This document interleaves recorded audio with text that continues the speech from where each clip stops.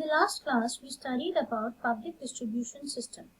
Today, we will study how the government manages to procure crops for distribution purposes without making the producer, that is the farmer, more poorer.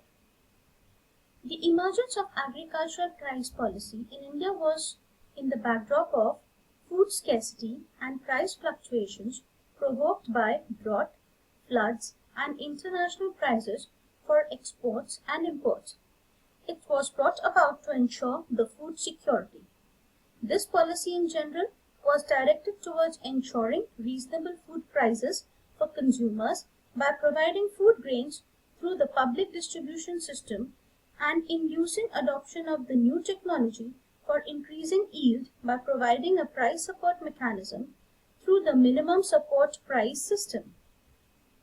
According to J.W. Miller, the objective of government's price policy for agricultural produce is to allocate resources between agricultural and non-agricultural sectors, allocate resources within the agricultural sector, set remunerative prices with a view to encourage higher investment and production, and ensure fair distribution of income amongst regions, sectors, and income groups.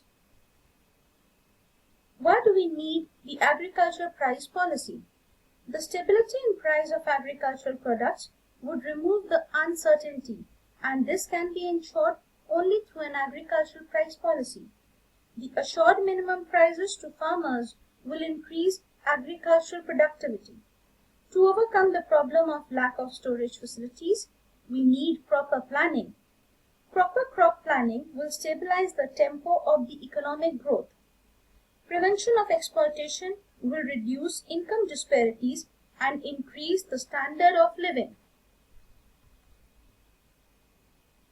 The Agriculture Price Commission is one of the institutions which comes under agriculture price policy. It looks into the MSP and procurement prices at which the government procures crops from the farmers for the public distribution system, whereas the Food Corporation of India organizes the procurement of food grains and gives it or distributes it to the consumers through the public distribution system.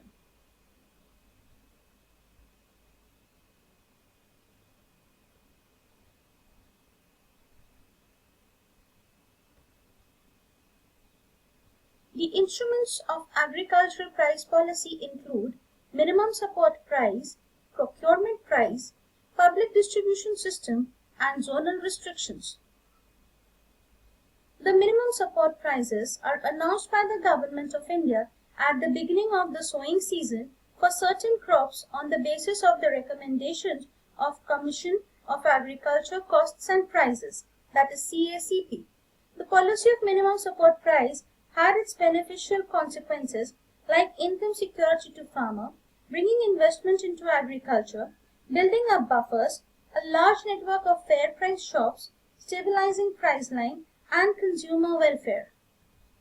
The table shows the MSP of goods from 2010 to 2016. Procurement prices are the prices at which Food Corporation of India will purchase food grain for PDS, and the procurement prices are usually higher than the MSP.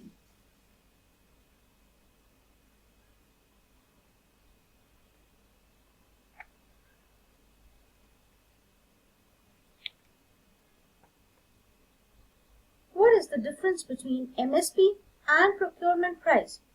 Consider the situation where in the wake of an imminent food shortage that may occur, the traders are willing to procure food grains in advance, driving up the market price.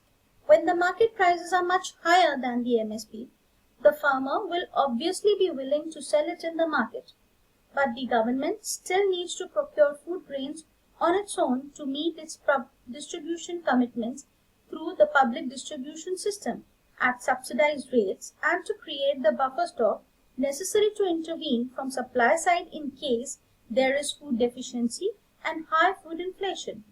Therefore, the government, so as to fulfill these commitments, declares procurement price, which is greater than or equal to the minimum support price. This way, the government will ensure the release of food through the public distribution system for those who do not have the purchasing power. The major difference between minimum support price and procurement price is that while procurement price is for food grains only, minimum support price is for crops, which includes both food grains and non-food grains. Zonal restriction is when a state can call for restrictions on the interstate movement of food grains. In case of surpluses and in the presence of an effective buffer stock of food grains, these restrictions may, as and when warranted by the situation, be gradually relaxed. The Venkatapaya Committee claimed that without zonal restrictions, grains would go through private channels to points of greatest effective demand rather than points of greatest physical needs. It would be difficult for the government to control grain price, and that the requisite level of procurement itself would become difficult. An essential feature of the zonal restrictions is that it prevents the integration of the whole country into a single market, which is a mandate to diversify and more evenly distribute the agricultural development. This is a limitation of the zonal restrictions. What are the effects of the agriculture price policy? The effects of the agriculture price policy can broadly be categorized and summed up into 3 pointers. Creating a fairly stable price environment for the farmers to induce them to adopt new production technology and thereby increase the output of food grains. The subsidized distribution of food grains through public distribution scheme has helped in improving economic access to food. The benefits of price policy and input food subsidies have been shared by all the sections of the society.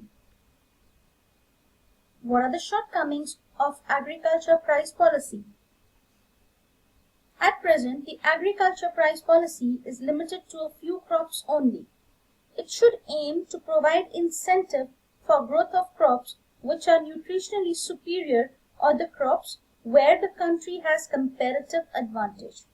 In India, this aspect of agriculture price policy has remained largely neglected. The focus has especially been laid on wheat and rice prices. The support prices for crops should not be biased. It should not lead to excessive accumulation or shortage of a specific crop, as had happened with wheat and rice in the past. The FCI is busy in procurement from the traditional surplus states, that is Punjab, Haryana, and etc., and thus is not geared to undertake price support operations in the new states emerging with a lot of amount of surplus. It can be concluded that the agriculture price policy has relied too heavily on price incentives in the form of assured crop prices for achieving increase in production. The non-price factors such as efficient technology, financial inputs, land reforms, and improved human resources are all very significant in expanding the volume of aggregate output and productivity. These have been neglected to a large extent. The price policy cannot produce desirable effects of improving agricultural productivity if the agricultural infrastructure is weak and less stress has been laid upon it. It is desirable that the agricultural prices are announced for the commodities which are scarce. Further, an adequate attention is given to the infrastructure development for perishable food products especially.